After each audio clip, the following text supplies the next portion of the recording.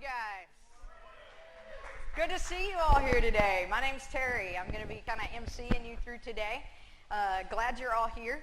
I'm going to tell you, they asked me to kind of do this marriage conference thing, and this is the marriage advice that I started off with from my family heritage, just so you know. So I was raised by a godly Southern woman known as my grandmother, who was not afraid to make you pick your own switch, and if you didn't pick the right one, she would go find one for you. So I'm sitting at my grandmother's feet one day, and I said, "Grandma, what happened to Grandpa?" And so she told me he had a blood clot, and he died from the blood clot. And I said, "How long have you been single?" And she said, "Oh, I don't know, probably 15 or 16 years. And I said, "Well, why have you never remarried?" And she looked at me with all seriousness, and she said, "Terry, honey, I was stupid enough to do it once. What makes you think I'm going to do that again?" And that is a true story from my Southern grandmother. So despite that, went on to have a very blessed marriage. And I hope that's where all of you are sitting instead of the middle of her perspective. So we are glad you're here today. I need to tell you a couple of housekeeping things. In the back of your notebooks that you have some paper in your bag.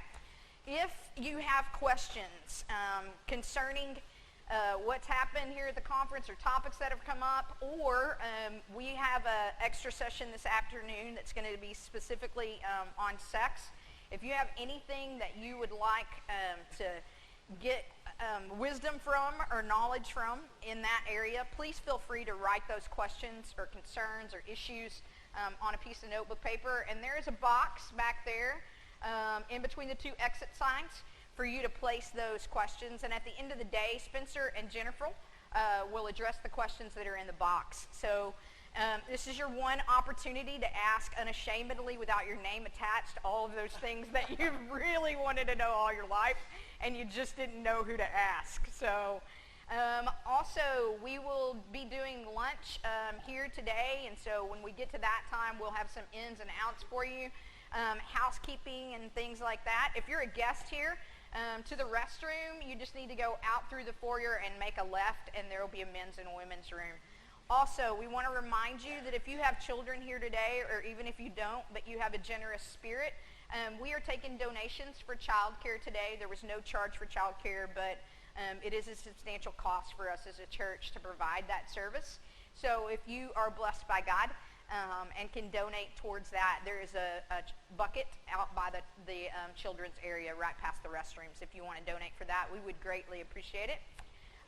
So our last piece that I need to do, I am going to lead us in our opening prayer this morning, and then we'll have our first set of speakers come up. Again, we could not be more pleased that you are here with us today. So let's pray. God, we just thank you for an opportunity to gather in a house of worship where your name is lifted up every day. Lord, to come together and learn and understand and grow around the topic of marriage. Father, it's one of the hardest things that we do here on this earth, and you have so much to say about it. Open our ears to be able to listen, and not just to listen, God, but to really hear what you have to say. Father, I pray that you will be with each couple in this room. Lord, that you would guard their hearts and protect them this morning, that you would help them to have open ears and open eyes, and Lord, that their hearts would be softened to what you have to say. And I pray for each speaker this morning, Father, that you would just give them the words that we need to hear. God, may everything that we do today on this platform be about who you are and lifting up what is the truth of that. We pray for marriages that grow stronger minute by minute. In Jesus' name, amen. So our first speakers this morning are the people whose DNA make up this church here at Renew. Spencer and Jennifer Dunlap are going to come share with you wisdom from a long marriage that started off on a napkin right here framed for you as proof that, yes, that really did happen. So enjoy them this morning. See you in a little bit. Right. Thank you. Good morning, everybody. It is a great opportunity to come together and to talk. We've got a quick video that we're going to show to get started, because I think this will set the right framework for everything we need to talk about. All right, Kirk, go for it.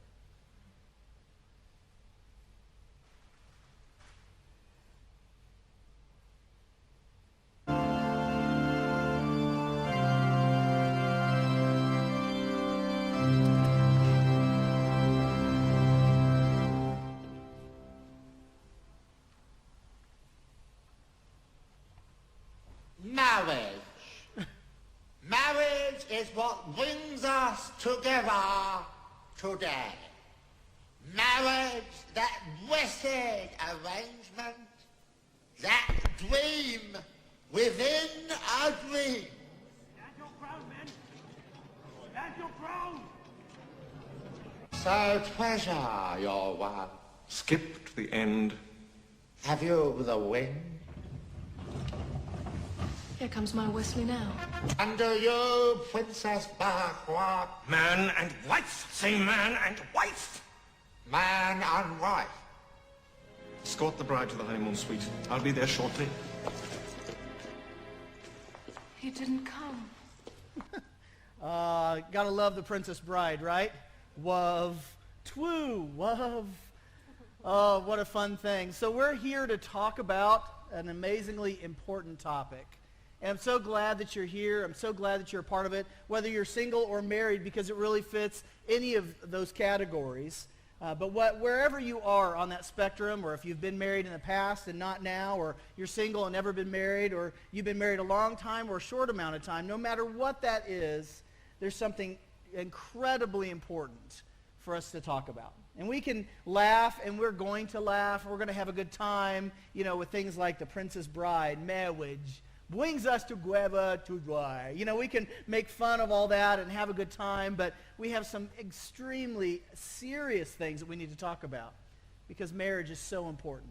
Marriage is so important in the mind and the heart of God. He created it with purpose, and he created it for us to be here in this moment to talk about it and to work through it and to understand it better.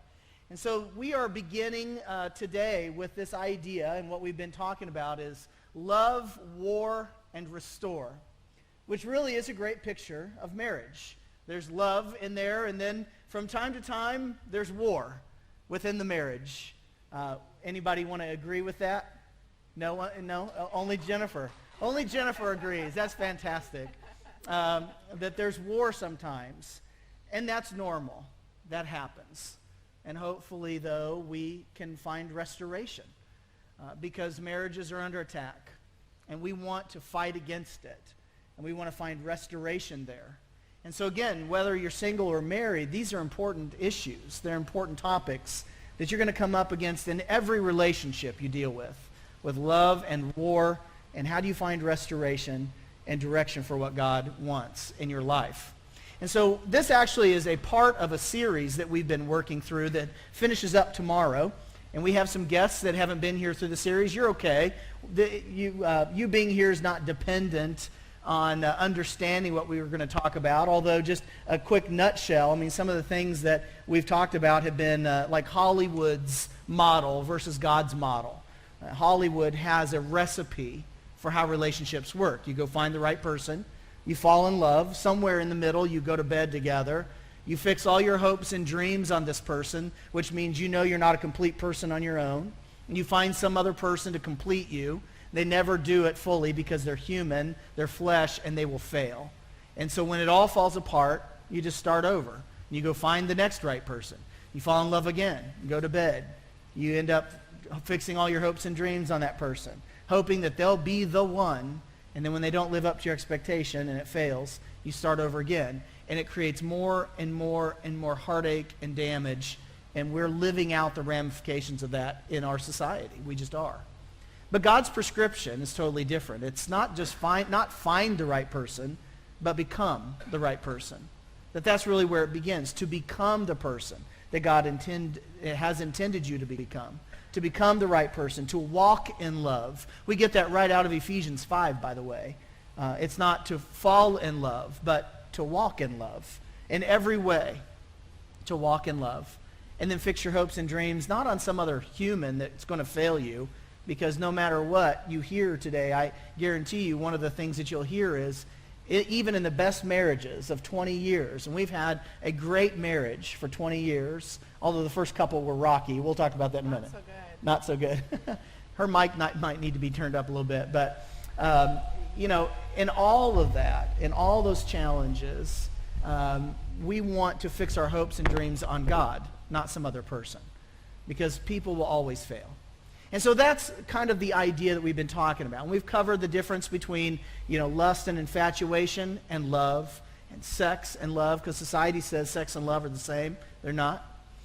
And we've covered all sorts of ground to help us understand what is it that God's really calling us to in all of our relationships, whether you're married or single. And it is what real love is all about, which is a love of choice. And so that's the kind of the foundation of what we've been talking about and what we're going to continue to talk a little bit more. But what we want to do, I think, is jump into our story a little bit, because I think we have an interesting story. And then from there, kind of shape what we want to share with you on the first session, which is a session on love. And a little bit later, we'll have a session on war. And then a little later, we'll have a session on restoration, on restore. But our section is love, and then we got... because no one else wants to talk about sex, they decided we get to. So somewhere in there, we're going to talk about sex also. I guess that's okay because you've got a former nursing professor and a future nurse practitioner. She's working on that, and former biology guy turned pastor. So I guess we can talk about it. So if you've got juicy questions that you've never had anyone ask, be able to answer for you, one of those questions you've always been curious about, you can write that out and put it in the box. I know Terry said that. And we'll do our best to skip the really scary ones, okay? No, I'm just kidding. We'll do our best to handle as many as we can in 20 minutes. But I was also going to say the box at the back is also for prayer requests, too. So if you have specific prayer requests, you can put those in that box, too. And so just because someone's putting something in the box does not necessarily mean it's a sex question. That's right. Okay, you never know. So there you go. Yeah. We might want to back your chair up a little bit, Am I Jen. too close to the speaker? Yeah. Give us a second. Let's try that. See if that's a little better. Okay. Test, test, test, test. Okay. All right. So our story, I think, is an interesting story. So Jennifer and I were in college, 2 different colleges in Kansas City. And a friend of mine had come down for the weekend to cause some trouble. We were going to go cause trouble. And went and got in the car and headed in toward town and got detoured because a huge accident had occurred going into downtown, blocked the road. We got detoured down in the hood of Kansas City. And we were sitting there waiting forever for the traffic to clear. And Steve was driving. And Steve notices this girl behind us who had big 80s hair. It was awesome. I love the 80s hair. And she had big 80s hair, a little Mustang, and he says, check out this chick, behind us. And I looked in the mirror, yeah. And so we finally pull out, and here she comes zooming by us. And Steve goes, I'm not letting her get away with that. And so he zooms by her and slows down, zooms by her and slows down. And the whole time, now here's where our stories differ a little, but just remember, I'm right. So she ignored us the whole time. I did not ignore. I did know what I was doing, and I did look at them. I promise. Okay. I was playing. Well, every time, if she looked, I didn't see it. So there you go.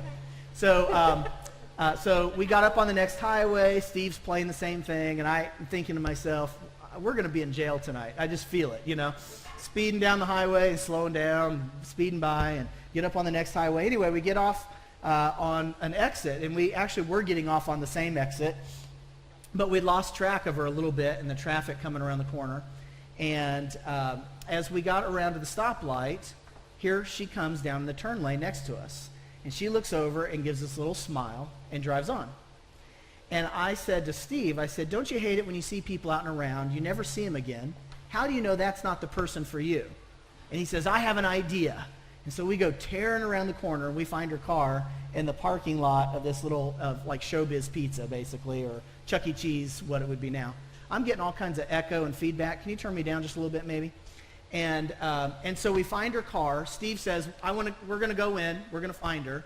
And I refused. I thought that was the craziest thing ever. So on a McDonald's napkin, which we actually have here in this frame, I wrote, Red Beretta passenger, I thought you were beautiful. Give me a call. If you don't, you're still beautiful. And I put my name. Aww. Yeah. And so I even refused to put it on the car because I thought it was so stupid. And so Steve called me choice names and punched me, I think, and put it on her windshield wiper. And then we went about our day. The next day, the phone rang. Now, did you want to say anything about that? No, you're good. Okay. And so the next day, I was sitting at home, and the phone rings, and it's her. And she basically says, hey. That was a sweet note, and I appreciate it, but I have a boyfriend. And I said, hey, no problem. But I'm okay being friends. Yeah.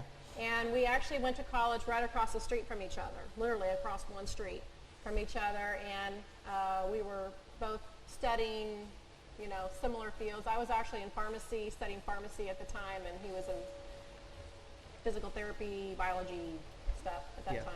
So lots in common. Yeah. And so we talked. I said, well, that's okay. I wasn't, I kind of told her half the story, not the part about maybe that's the person for you.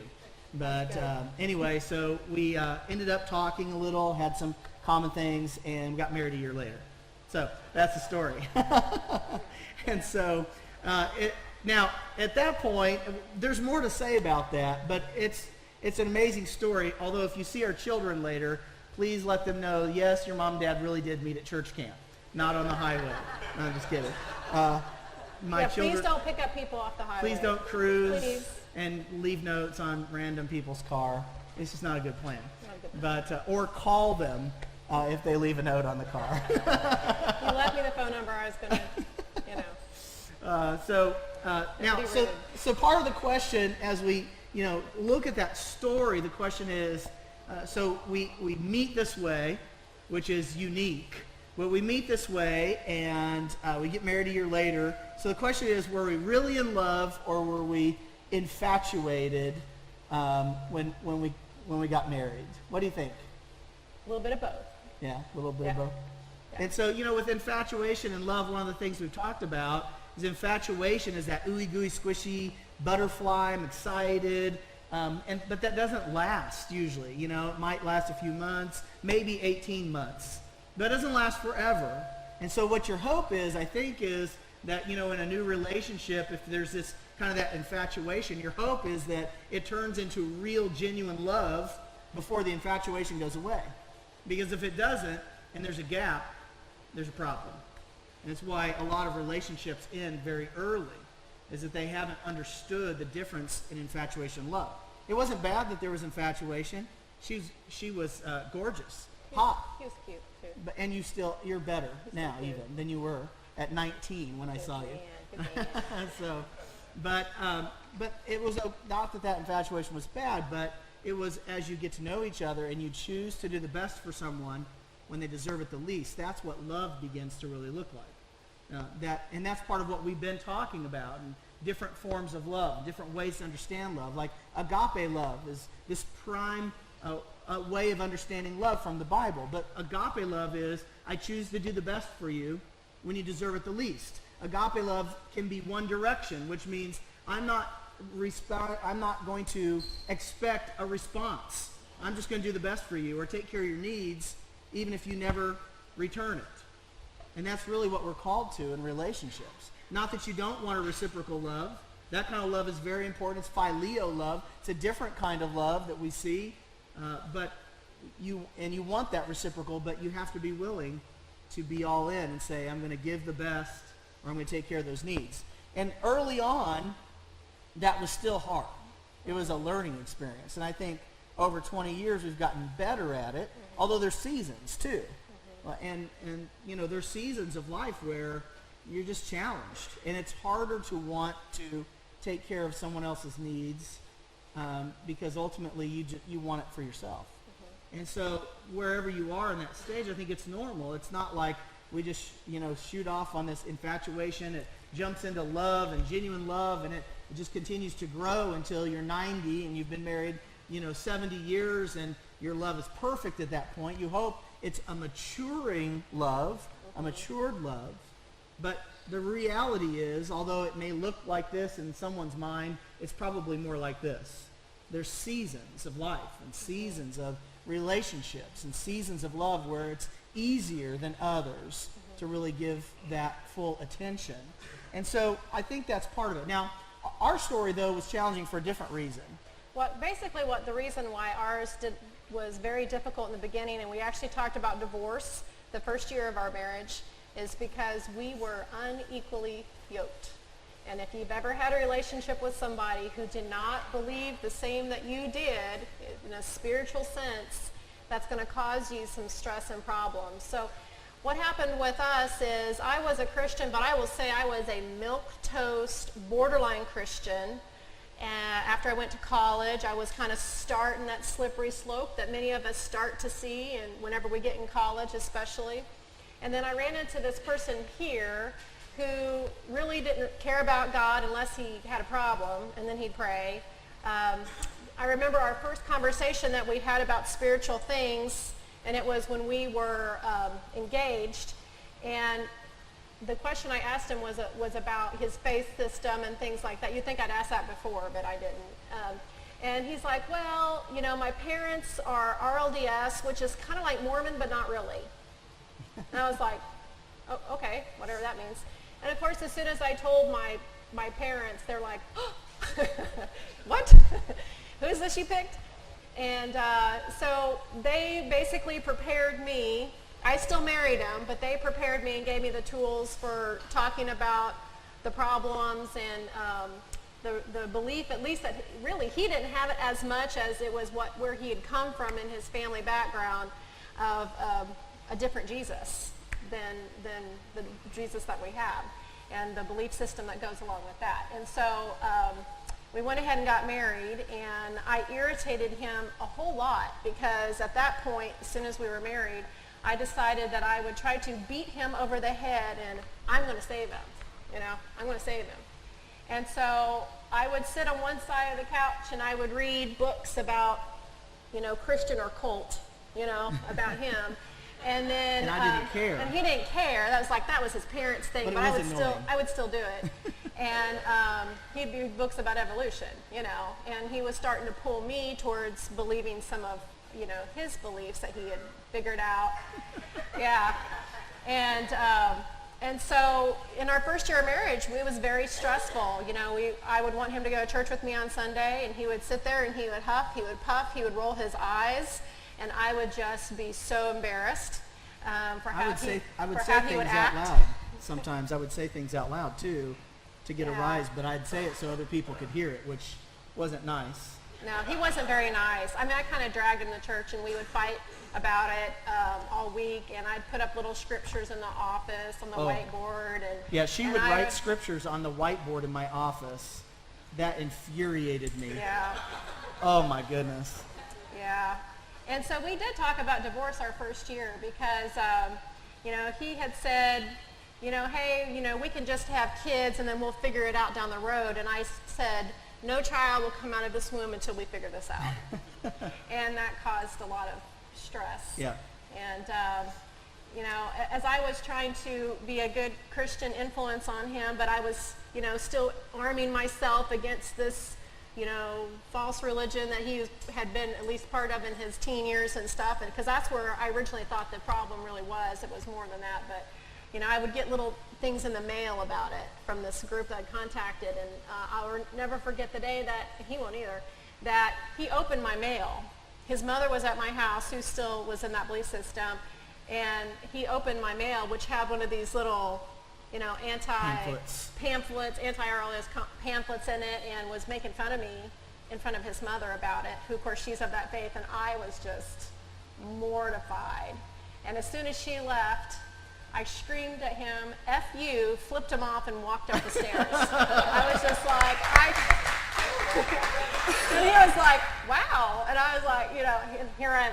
Isn't that a great Christian influence to give him? I will never forget that. And I sat on the couch and laughed because I've never seen Jennifer react that way ever about anything. So mad, and so embarrassed. I can still picture it very well. I was trying so hard. sitting on the couch, and here she goes up the stairs and turns around. And Well, my mother flips gave the me some bird. really good advice, though, about him, and it was, you're not going to be the one to save him. Jesus is the one. And so she said, stop bugging him and just pray for him. And you just do your thing, and you let him do his thing, and that's exactly what happened. So as soon as I left him alone and just did my thing, then he started getting interested in what I was doing. And he was like, what are you reading over there? And I'd be like, my book about cults, and or whatever it was. And he's like, well, wherever you are on a page, you got 5 minutes, read. And he would time me. And I would read where I was, and it caused enough questions in his mind to make him start thinking more about those spiritual things and how he was brought up, and just all of it kind of happened at the same time. And he was also battling, learning that there's design and science and all sorts of stuff. So, but it caused a lot of stress. We had been married about a year and a half when he actually had accepted Christ and got baptized at that point. It was awesome. It was a very my joke is the only day we got along was Wednesday, because Thursday she'd start bugging me about going to church, and it would take through Tuesday to get over it. Yeah. But once I began to think different, and as God began to restore my mind and help me to understand who I was and who we were, I began to be able to see past some of the stuff that was really those great hurdles, and begin to really, at that point, I think, was the very beginning of understanding how to love Jennifer. It was the selfishness that was inherently built into me as a non-believer, whatever it was just so selfish. I wanted it to be about me, which is often one of the greatest challenges of love. Is it about you, or is it about the other person? And in those days, it was all about me. But once it got past that, and we began to think the same way, it was so much easier to say, I know this isn't about me, this is about her. Now, our relationship improved dramatically over the course of a couple of years, but we, still, I don't think we had a superstar marriage. It was beginning to grow and mature, and that's the reality with any relationship. It matures over time. But she had come across Gary Chapman's information on the 5 love languages. How many of you, just out of curiosity, show of hands, have been through the 5 love languages before? So a few of you, so that's good. And she began to study that and then try it out on me and work through it. And I think we just wanted to mention a few things about it, and then what I want to do is jump into what love really looks like and how to foster that and how to grow it and talk about a few different things. And so, but I think the love languages are important because it was a huge part of our story. And as she began to research it and study it and try it out on me, I knew something was different. Something was changing, and it made me want to change and to grow. And basically, Gary Chapman's concept is that everybody wants to be shown love in different ways. That just saying I love you is really just one way, but the question is it just words or is it action? And really that's what our whole society it's all about. It's show me. I don't want to hear about it. I want you to show me. And in your own relationships, whether you're single or married, you're probably no different. You're probably in that place that goes, I want to see what love looks like. I don't want to just hear about it. Because if you say it, but then your actions don't prove it out, it doesn't seem genuine or real, and it causes destruction. One thing that you have to think about, anytime you have a foreign language, if you have 2 people in a marriage and one speaks Spanish and the other one speaks English, it's going to be difficult for you to have conversation. It's going to be difficult for you to be able to agree and get along. And the love languages is really no different. If I'm trying to show him that I love him, but he literally cannot understand it in that capacity, then he will, no matter how hard I try, he will never really get it, as much as what he needs it. And same for me. And a lot of times we try to show love to somebody the way that maybe we like it shown to us. And so the 5 love languages, just so we'll hit them, are acts of service, giving gifts, and quality time, physical touch, and words of affirmation. And we'll go through those a few times if you didn't get them down. But Yeah, we'll go in detail a little bit about each one. and not a lot. We're just going to give you Yeah. a brief overview. I would encourage you to get the book if this is something that's interesting to you. We just want to give you a brief overview about it. But like, for instance, in those days, now they've changed, but in those days, my love languages, the way I wanted love shown to me, was primarily physical touch. Now that doesn't just mean sex, although sex is a part of that, and we could talk about that a little later if someone wants to ask a question. I'm sorry, my microphone's falling off my ears, so I'm doing my best to get this. Hopefully that's not too distracting, but it's physical touch and gifts. And so the challenge was, Jennifer is totally different. And so the way that I would try and show her gifts was, or give her love, was I would buy her gifts all the time. Why? Because that's the way I like to have it shown to me. And so I remember on more than one occasion, I'd go out to, be a special occasion, or maybe not even a special occasion, and I'd go and buy her some. I remember buying her a ruby ring one time, surrounded by diamonds. That's and like, I brought thanks. it home, and her response was, That's nice. Thanks. "Oh, And man, I would never wear it. that made me so mad." And I was like, "Do you know how much that thing cost?" And the best thing you said to me was, "Thanks." Oh, Yeah. and it was because she wasn't a gift person. You know what she really wanted out of me? To do the dishes. Because the way that she wants to be shown love is acts of service and quality time. For her to really understand love better, it was, I want, do something to show me, like do the dishes, clean up the yard, mow the grass, or whatever, change light bulbs. That's something I struggle with. I don't know why. I don't like to change light bulbs. But, changing light bulbs, it's that kind of stuff. Yeah. And so acts of service and quality time. Just spend time. Just sit on the couch, like the nail in the head one. Just sit on the couch and listen, but don't try and solve all my problems. And don't multitask. And don't multitask, which is even worse in our society these days. I hear you. Yeah. But for me, it was physical touch. I want a back rub. I don't want to have to ask for it, that kind of thing. Well, in the physical touch tank, that basically Gary Chapman's premise is, and if you think about it, if you've ever read the book, it makes a lot of sense, because what it does is it basically puts love into those 5 categories. And Gary Chapman says all of us have those 5. Every single one of us does. But the size of that tank, that love tank, changes. And so, my gifts tank is like this big, and it's filled very easy. But my acts of service tank is like this big, and it always has a slow leak. It's always needing to be filled. And so although all of us have 5 tanks, it's important that in our relationships we do those things to make sure all the tanks are full, but we want to have special attention to the ones that are even bigger. So for Spencer, it was physical touch and it was gifts at that time in his life. Physical touch can have a couple different, what we call a dialect. Just like with any language, you have a dialect, which means it's even something more specific within that language. And in sex, you have implicit and explicit. Implicit means touch that is, kind of like just, when I would walk by him, he's like, would you just touch me as you walk by? Just, sit, hold my hand, anything like that, just kiss me. I would leave and go to the grocery store. Not even think anything about it. I wouldn't tell him bye. I wouldn't give him a kiss or a hug.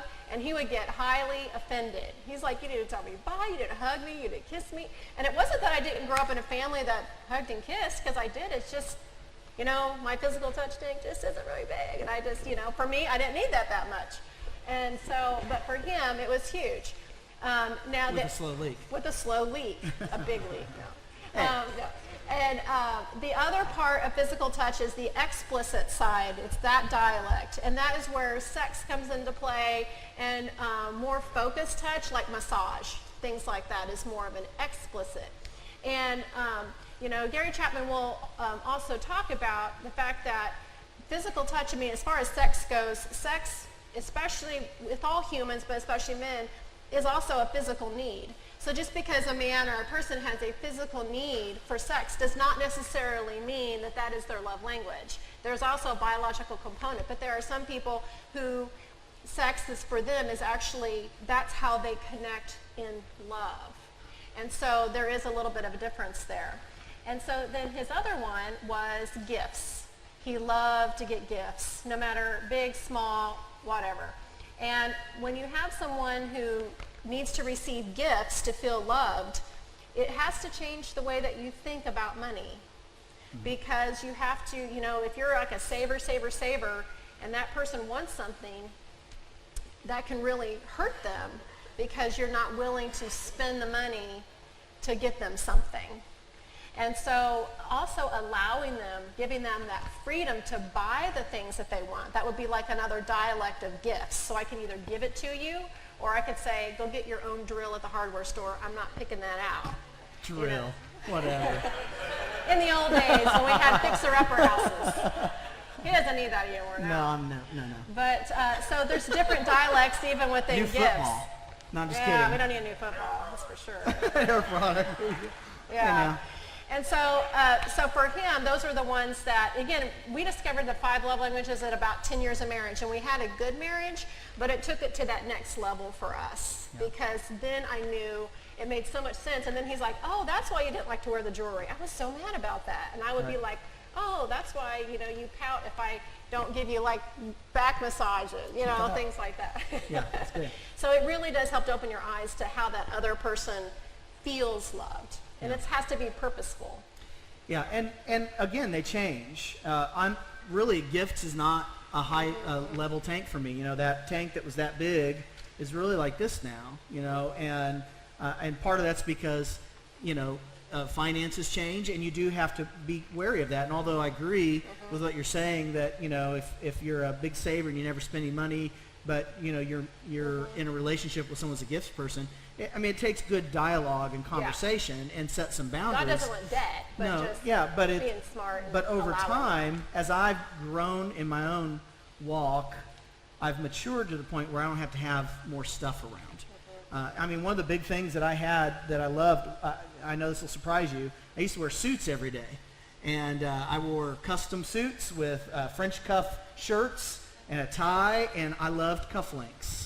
And I have a huge collection of cufflinks that you will probably never see, you know, because it's just not our MO here. But and fancy ostrich shoes. yeah, I had a pair of $900 shoes. That's crazy. But you know, I loved getting the cufflinks as a gift, and so over time, you know, but it was a good way to continue to give those gifts. But over time, that gift tank has gotten smaller, and my quality time tank has grown. And so these days, I'm definitely still physical touch, but I want to spend time with Jennifer. And so when we go out and do things, because our lives are incredibly busy, sometimes you have to really be purposeful about making that time. And I'll say, I need to go to Little Rock. Can you come with me? Just so we can be in the car together, and we can talk and just spend time together. And that's helpful, because one of her main love languages is quality time. So when you both are quality time, that's good news. But I've got to make sure that, you know, her acts of service tank's full, and, you know, the physical tank, and then the other one that we're really not either one of, a large one, is words of affirmation, that you tell someone, you've done a good job, or you look nice today. And everybody has all 5, but, you know, your words of affirmation tank may be this small, and your quality time's this big. And so it takes a lot more to fill the big one than the small one. And you have all 5. And I'll say with dialect on words of affirmation, there's a lot of dialects. Some people like you to put those words in a card. They love to receive cards and notes from you. That just speaks volumes. Other people, they like to have that words of affirmation. They like it when you brag about them to other people, either in front of them or privately, because it will get back. You know, so there's different dialects, even, like I said, within each one. And on the service tank, really with any of the 5 love languages, but especially those that are kind of a lot more action-oriented, attitude is everything. Yeah. Because he can go change a light bulb and be like, you know, like this, just like, I'm just doing this. I don't have time. But I'll do it anyway, because you keep bugging me about it. Do you think that makes me feel like it's done lovingly? Not at all. Then it's just a task. It's a checkbox. But to do those things in a way that makes me feel loved is to do it with that cheerful spirit and with, you know, compassion towards me. And I'm doing this because I love you, not because, oh, you have to do this. And I'll tell you what, a lot of women, we've done this presentation a lot for 5 love languages, a lot of women are service. And I think it's hard for guys because it means a lot of action. And it has to always keep that happy attitude, Right. you know. But that comes back to that idea of love. And again, that agape love is, I choose to do the best for you when you deserve it the least. I think this is why our marriage improved so dramatically, honestly, was saying, I'm going to be purposeful to serve her in various ways. I'm going to be purposeful in spending time with her, even though I'm busy and have other things to do. Or she's going to be purposeful in giving me a back rub, even though that may not be her natural inclination to do. Or she's going to be purposeful in giving a gift, or thinking about it ahead of time, or just spending time with me now, or whatever. That purposefulness in saying, I know what she needs. Love is going to say, am I going to give her what she needs, even though it's not convenient for me? Even though I may not get it returned, even though she may not even notice or say anything. See, that's really a big test of love there too. Of, can I go clean out the bathtubs and not go, hey, by the way, did you notice I cleaned the bathtubs today? Yeah. That kind of thing. And, allowing it to be recognized. But even if she doesn't reciprocate, that's agape love. That's the point. Remember, agape love, which is this Bible we see, or this word that we see all throughout the Bible, is saying agape, which is, I choose to do the best for you, even if you don't return it, even if you don't notice, even if you don't thank me. I'm going to do the best for you anyway because I choose to. That's what love is. And again, we get so messed up in thinking love is just my emotional state, it's just how I feel. Baloney. It is not. Most of the time when I go to do an act of service for Jennifer, I don't feel like doing it because it's something exciting for me to go clean the bathroom or change the light bulbs. I'm not doing it. Oh yeah, pick up dog poop. Oh my goodness. Anyone want a part-time job? We've got an 80-pound lab. You know what I'm saying? And so, but I don't, it's not that I wake up in the morning and it's like, I can't wait to go pick up dog poop. But I would do that because I want to do the best for her, even if she didn't do anything to deserve it, or even if she can't return it. Relationships don't happen in a vacuum. Like, once you enter that marriage relationship, it isn't, you're done. I mean, it is daily. Every day that you wake up, you have to make a choice of if you're going to show that person you love them. It can't be just something that's casual and maybe I'll think about you, but I'm busy doing my own thing. It is purposeful, and it has to be on a daily basis in order to help that relationship build up and get stronger. Yeah. And let me say just a couple things, and I want to move on because we have some other important stuff I want to talk about. But regarding that, let me just blow up a misconception in your relationships. There is no such thing as a 50-50 relationship.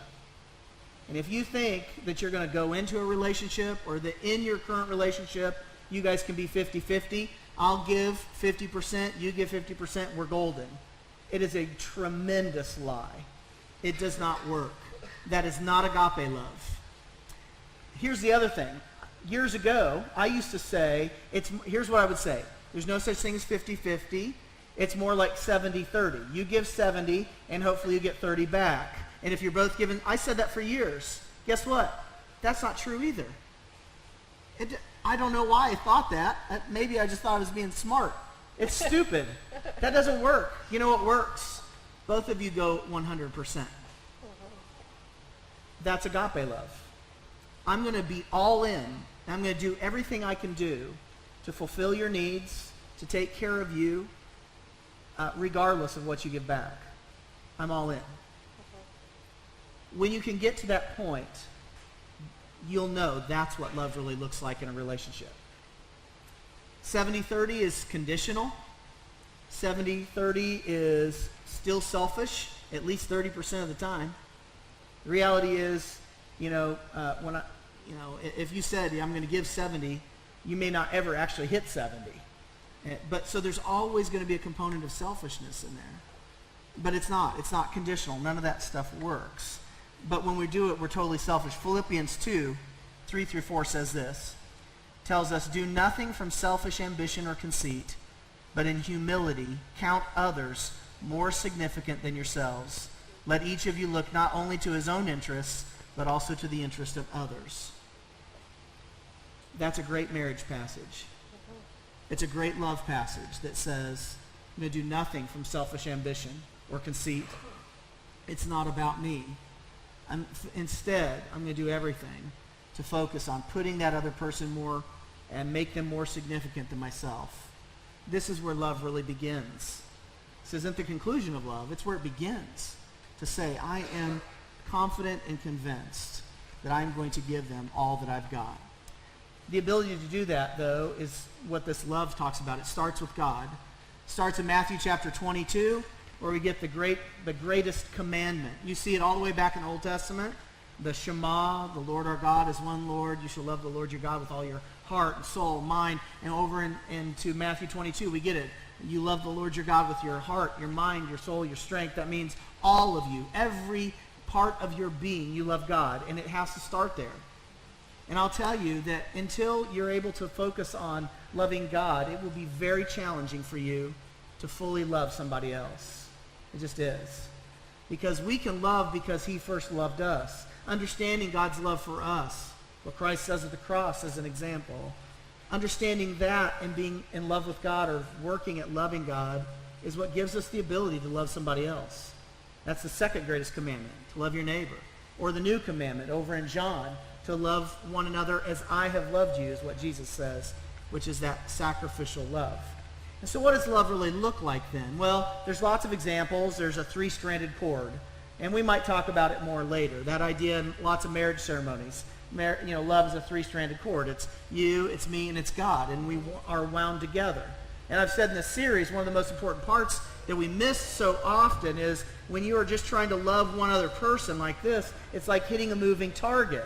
Because we're humans and we're all over the place and we're inconsistent by nature because we're flesh. And if you're trying to go this way and this way, you're going to constantly miss. But when both people can focus on one thing that doesn't change, you both can hit the target. But the only thing that exists that doesn't change is God. And so a relationship that's focused both this way, more like a triangle, that both the husband and the wife or the boyfriend and the girlfriend are both focused on loving God first, you can both hit that mark. And now that love for God allows you to love one another. But love in a marriage context is a covenant. It's not a contract. It's important. It's different. A contract says, if we don't like this, we can just cancel the contract. But a covenant in marriage says, we're all in. We choose. And we're going to work at this.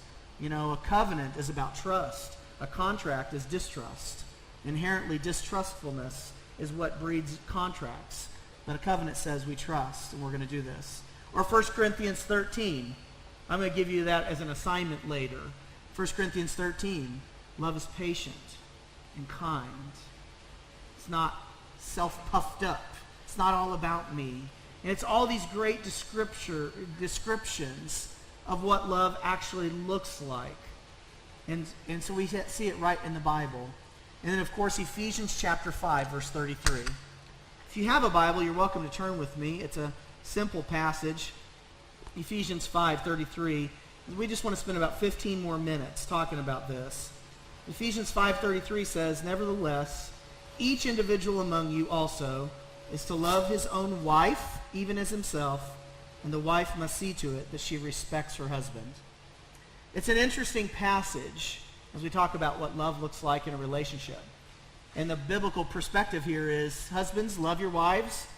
Wives, respect your husbands.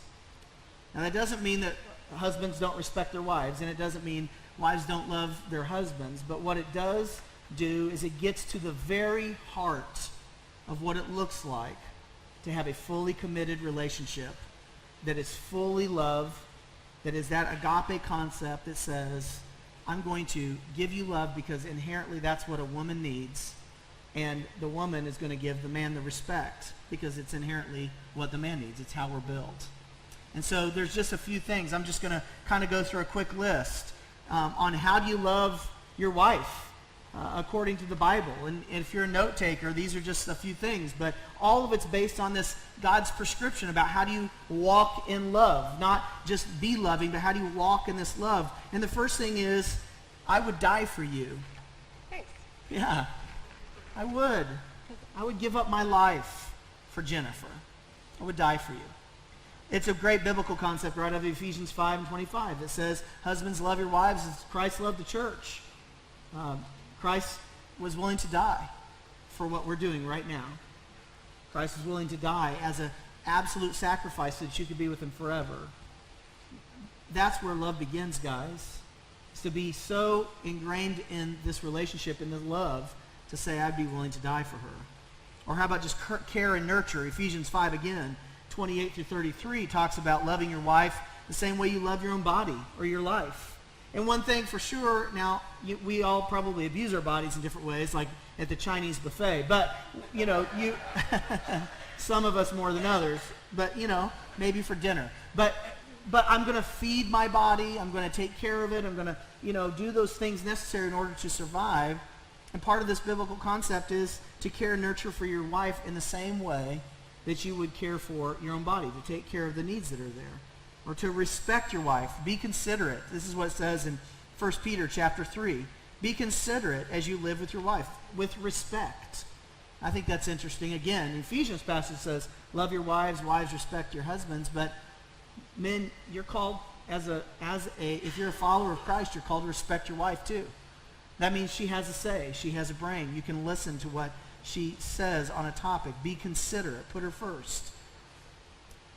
Another one, be gentle in your speech, which is hard sometimes. Sorry about that. Be gentle in your speech. Colossians 3:19 says, don't be harsh with your wife. And sometimes that's a challenge for a lot of guys. I see it a lot. You see it just walking around town. Go to Walmart or the water park. I saw it a lot at the water park this summer with the kids. And you'd see how rude and angry guys would be with their children. And I would look at them and my heart would break, and I would think, those kids are going to hate your guts. Just give them a few years. And they would do the same to whatever woman they were with or their wife, to be harsh with their language. Rejoice in your wife all of your life. That's find satisfaction in her. It's to be captivated with your wife. Proverbs 5 talks about that. Proverbs 5:18-19. To be captivated by your wife. To look at her and go, this is who God gave me, and I want to be captivated by her. To rejoice in all that she is. Don't be captivated by other women. Proverbs 5:20. That's a big one, guys. To keep your eyes forward and not be captivated by other women. Part of love, which is I choose to do the best for you when you deserve it the least, means I also make other choices of what not to do. I choose not to look at those things, or I choose not to stare at her when she bends over, or I choose not to stare and gawk as I walk past Victoria's Secret, or I choose not to go to these websites. That is giving her the best, because it is making a choice not to be captivated by somebody else. Does that make sense? So part of your love for another person, your wife, is saying, I make choices of what not to do also. Yes, you got to go do the dishes and change the light bulbs, but I also need to not go look at these things and allow those thoughts to be entertained any longer than a glance, if it even happens. To take those thoughts captive is what the Bible talks about, and to not allow those things to get out of control. But to be captivated by my wife, not other women. To call my wife blessed and praise her is what it says in Proverbs 31. Jennifer talked about that a little bit earlier. And that is, to call my wife blessed and to praise her, it's one thing to do it to her face, and that's important. But it's another to do it to you in her presence, or even to do it behind her back. That's one thing that's okay to do behind her back. To go and to say something like to her mom, and to say to her mom, you know what? You raised an amazing woman. I could not have asked for or hoped for a better wife or a mom to my kids. It will get back to her, and that's okay.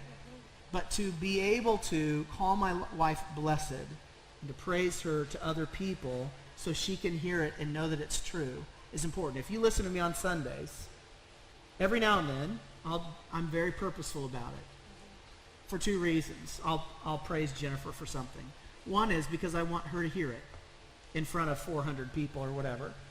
And the other reason is I want you to hear it because it's the right way to live out an example of how to praise the person that you love the most. It's important. Tell your wife how captivated you are with her. The Song of Solomon, chapter 4. I'm going to read part of that to you in the sex section, and I'm going to make you all blush. Hang in there. It'll be okay. But to be captivated with your wife and even with her body is important. To look at her and say, there's no flaws. She's lovely in every way. This is who God created her to be. To honor my marriage and keep it pure. To honor not just her, but to honor the marriage vows. To honor, and the Bible talks about honoring the marriage bed, not defiling the marriage bed. To make that commitment in my mind. To be thankful for my wife and realize the favor that I've received from God. Proverbs 18. Here's a question for you guys, and you don't answer this. But the question is, in your prayer life, how often do you thank God for your wife? How often do you thank God for the women in your life? And not just thanks God for giving me a Jennifer, but instead to be thankful for everything that you can think of for who she is. This is a part, again, this all is a part of how you love your wife. It's a part of how you petition God on behalf of that. It's a part of understanding her better and asking God to bless that and to give you eyes only for her, which is something we might talk about a little bit more later. But part of that prayer needs to be, if you're challenged with being captivated by your wife or being captivated by her body, you need to pray about it. You need to pray, God, give me eyes to yearn for her. Let me desire her more. Because in doing that, you're honoring God with what he has said. You're honoring God with saying, I want to be all in, fully committed, have my heart totally committed to Jennifer. And in all these things that talk about being captivated by your wife and not someone else, if that's a challenge for you, ask God to take care of it, to fix it. And he will. Be one flesh with your wife in every way. Matthew 19:5 talks about it. To be one. That is physically, which is what becoming one is all about. It's supposed to be in the marriage relationship. But that too, becoming one, it's not just physical, but it's also emotional and spiritual and mental and all those things. And then just a couple of others. And that is, like the video said, don't try and solve all of her problems. One of the challenges that I had, I was a business guy for many years, and all I did was solve problems. And I'd come home and, she'd have 2 kids screaming, yelling all day long, and she would start to tell me about her day, and I would immediately go into problem-solving mode. Well, this is what you need to do, and here's what you need to do. And, the electric company said this. You need to call them and do this. And she had solved those problems hours ago. And she didn't want me to solve all the problems. She just wanted me to be present and to be fully present. And if that's one thing I'll say to conclude on, these are just ways that you demonstrate commitment, that you demonstrate love, because love is actionable. But in being all in, fully present, is one of the greatest challenges ever. We live in a society of distractions. And the question is, are you fully present with your spouse? Are you fully present with the people that you love the most? Are you fully present? That could even apply to your children. Your children come home and they want to talk to you about their day. Are you fully present?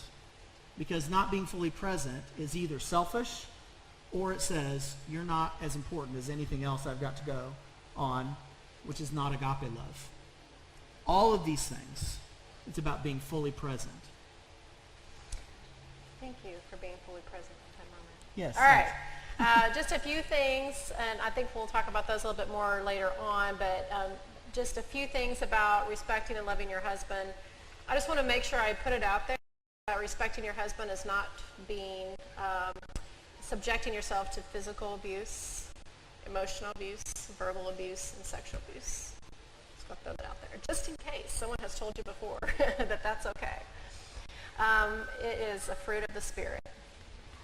And you want to tell him that you do respect him, but try to be specific.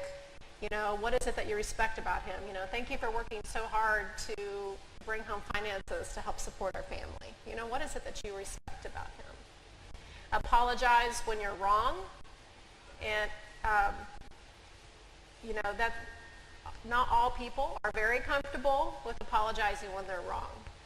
But a big part of men, and I know Spencer's seen this in counseling sessions, men, like women, to fess up when we have messed up and to admit when we are wrong. And that is showing respect in that relationship that, none of us are perfect, but not trying to sweep that under the rug. Hey, can I interrupt for a second? Sure. And again, I want to say that's not just, women, you need to admit when you're wrong, but guys, you do too. I mean, it is a two-way street, and that's part of developing a relationship of trust that says, I can admit when I'm wrong and you're not going to destroy me for it. Right. Trying to pray for your husband specifically every day, just praying for him and praying over him, let him know that you're praying for him.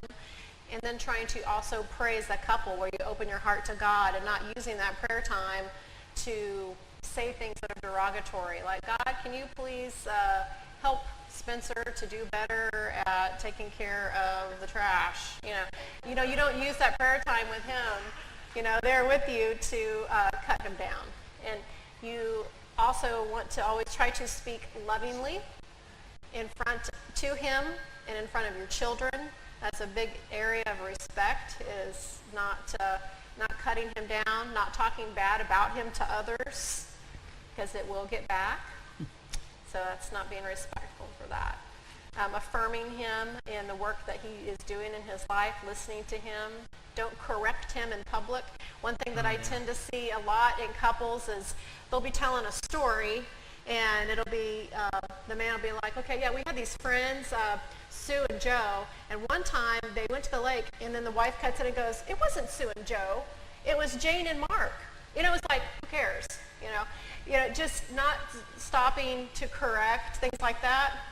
It doesn't matter, and that's Pick your battles, maybe. Yeah, pick your battles. It's just a story, people, So just not correcting in public is a good way to do that. Asking God, praying to God, how do I show respect to him? How do I love him better? Help me understand him and love him better. Asking God to give you desire for him. If you feel like you have lost some desire for your husband, asking God. I mean, God created sex. God created the relationship. How do I desire him more? How can I be better in my relationship with him? Help me to see his needs so that I can help out with those the best that I can. Don't use sex to manipulate. I will give him sex if he does these things. He finishes that little project he was working on. Just give me a list. Yeah. No, I'm just kidding. Oh, wait, we're supposed to talk about that this afternoon. Yeah. So go ahead. So I'm going to say this now. Do not use sex, and women tend to do that. I will give you sex when you XYZ do these other things, and that is wrong.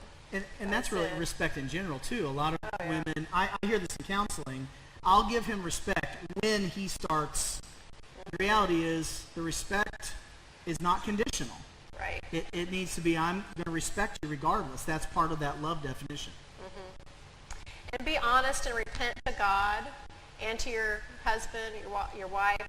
If you have not been loving, not been respectful, and asking God to, again, cultivate that fruit in your life towards them. But apologize to them. If you have been, we are human, we are fleshy, and we mess up. We mess up a lot, especially to the people that we love.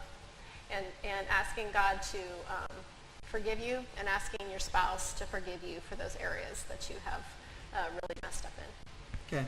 We're going to finish with this. Now, this really would work for whether you're married or single, except for number 3. I'm going to say these are the five main headings that you need to work through for thriving marriage. And again, this could be any relationship. If you're single, it would work for all those except number 3, okay? But number 1 is be thankful for your spouse. You need to be thankful. That's thankful to God, thankful to them, and in your actions, let them see that you're thankful. That is huge. You need to be thankful. Number 2 is practice communicating from the heart. That means being transparent in your conversations. Now, in order to be transparent, you have to have a culture of trust. The trust comes out of being transparent. So if you're having a hard time being transparent in your relationship because you don't trust, you probably need to see a counselor. And I know that sounds very dramatic and straightforward because it is. But trust comes through time. Trust comes out of transparency, being vulnerable. One of the things about vulnerability, if you're vulnerable, people will be vulnerable back. And like for myself, just as an example, in preaching, I often will talk about my own failures, which is very uncomfortable for a certain section of the culture that don't like to think that their pastor could fail at something. That's stupid. I am human, and I fail. But the reason I would share that is because that vulnerability allows you to be vulnerable back, and we create a culture that says, I can have broken areas, but depend on God for healing and forgiveness. Does that make sense? Same thing in a relationship. Practice communicating from the heart. Number 3 is be intimate. Now that's where, if you're single, this isn't for you. And now you can be intimate in certain ways, but not in a sexual way. You can hold hands, that's all good. But, that relational intimacy leads to sexual intimacy. And there's a difference between relational intimacy and sexual intimacy. But if you're having a challenge with your sex life, and again, we'll talk about this afternoon, if you've got a terrible sex life, it's probably because you have a messed up relational life, and you're not relating to one another. Because a strong relational relationship, the strong relational intimacy will lead to sexual intimacy. And especially for women, it's very different. We'll talk about it. Number 4, practice the power of forgiveness. Forgiveness is saying the fight's over, and I choose not to punish you. The fight's over, no more punishment. Forgiveness is I don't hold it in your account. Forgiveness is it's done, it's gone, we get rid of it. But it is forgiveness.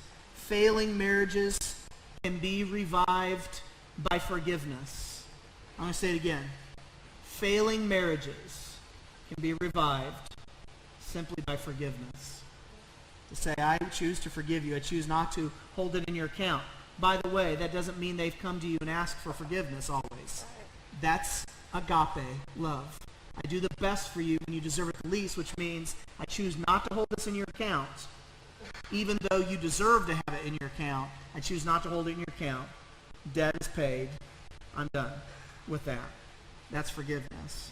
And the last one is be teachable. Be teachable. Have a learning heart. That is, have a learning heart from God.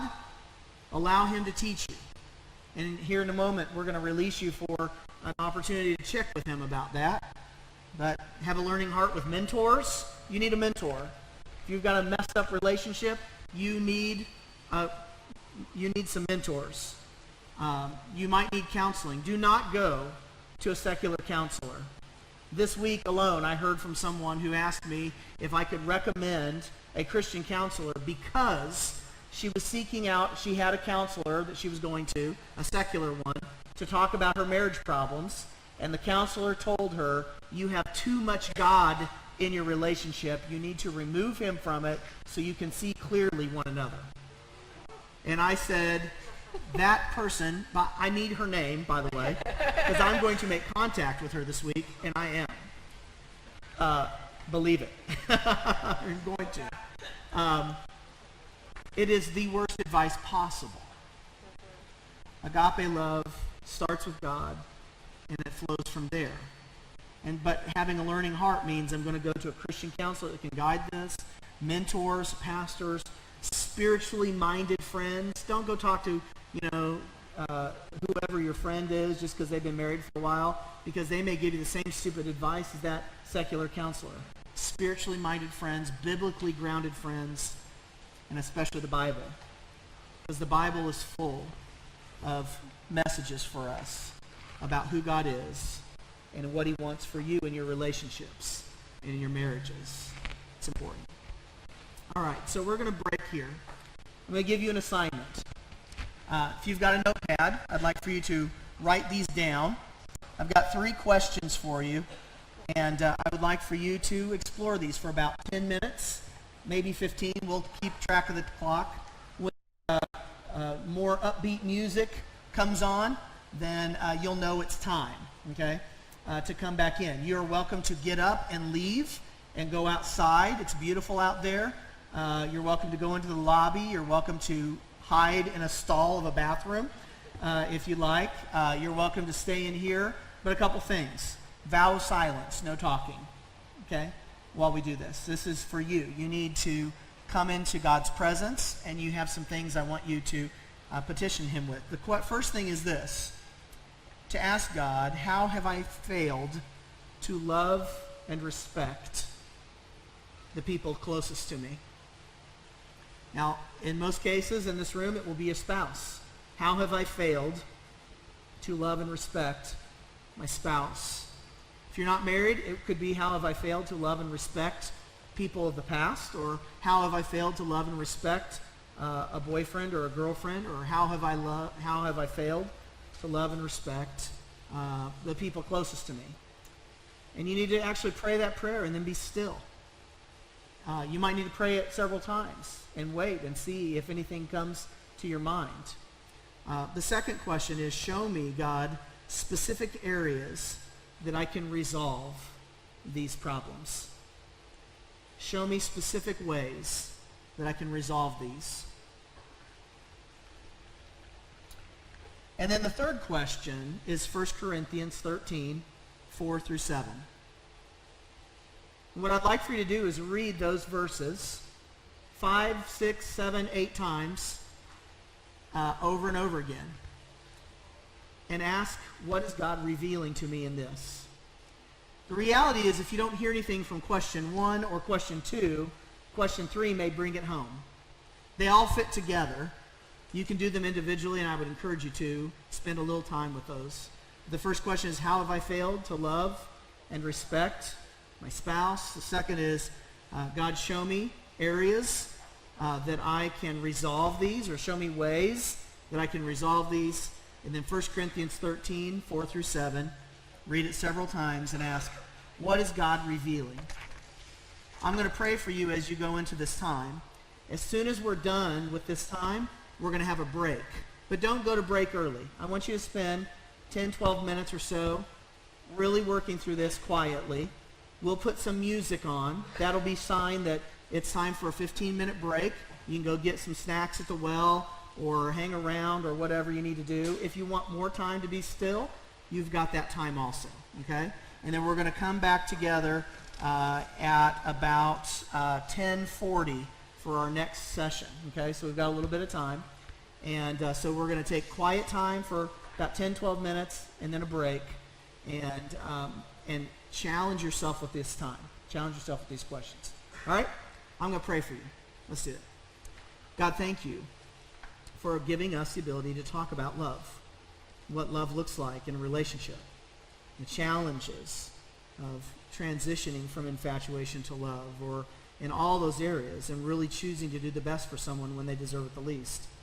I pray in this moment that each person here will hear from you, that you'll reveal things to them, whether it's by asking these questions in prayer, or if it's opening the scripture and reading. I pray that you will reveal areas that we've failed to love and respect. I pray that you reveal areas that we can resolve these things and fix these things. Maybe the answer is as simple as forgiveness, or choosing to do the best, to understanding the other person's love language. And Father, I pray especially as we look at 1 Corinthians 13, that you will reveal what love really looks like in our lives.